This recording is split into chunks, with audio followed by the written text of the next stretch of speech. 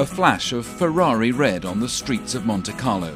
But instead of an engine's roar, the car passes in silence, because this is an experimental electric vehicle taking part in a completely different race.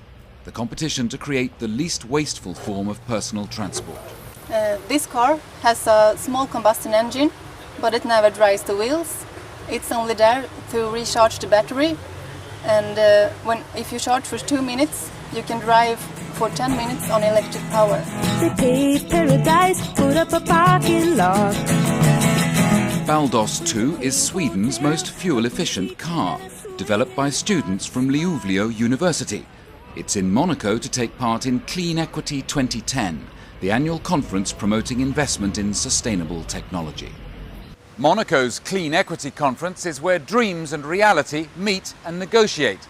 Inventors, innovators, technological revolutionaries and visionaries try to persuade hard-nosed investors that there's money to be made from their ideas.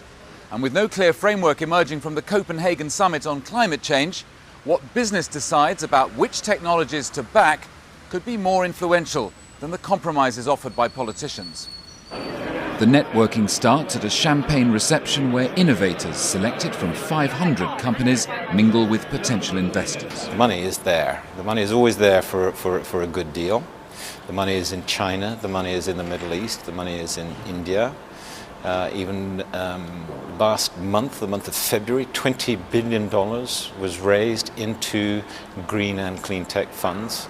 So yes, I think the money is coming back. Later, companies present their case, which often stands or falls not on the technology but on the soundness of their business plan. What happens to some of these innovators is that they're very focused on their technologies, and they're very focused on trying to get the technology to operate successfully, and then they haven't thought, well, how do I place this into the business framework and how will I distribute? Distribution of the product, I think, is the biggest challenge for these people. The developers of the River Simple hydrogen vehicle are quick to agree that the business plan is just as important as the technology. The barriers aren't technical, I mean, there's little bits and pieces that we need to improve.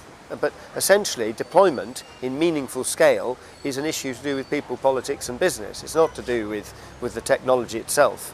For those judged to be the most successful in achieving the twin aims of business viability and benefiting the environment, there are prizes presented by Prince Albert II of Monaco. Behind the bright optimism of the Clean Equity Conference with its display of green vehicles lies a shadow. The organisers believe we may have as little as 5 years left to get carbon emissions down, or we could face a perfect storm. The combination of a massive oil price shock, severe flooding, worldwide food shortages and a crisis over water supply. What's special about the conference is the idea that talking this crisis up won't work, but explaining the business advantages of clean technology just might.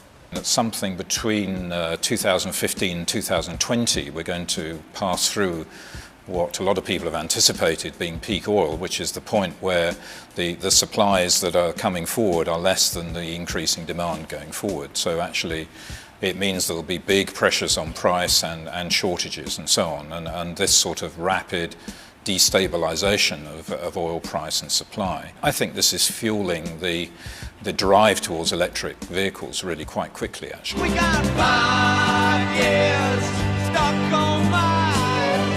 5 years. Jigar Shah is the most persuasive advocate of financial investment in carbon-cutting inventions.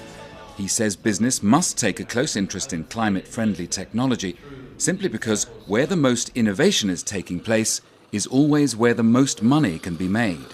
We're primarily focused on the hard-nosed capitalists, and so I think that there are a number of NGOs who do fantastic work with the do-gooders, but we're focused on entrepreneurs, and entrepreneurs are focused on solving the world's greatest challenges and enriching themselves and creating climate wealth in the process. However, there is also serious investment to be coaxed from the do-gooders of the business world.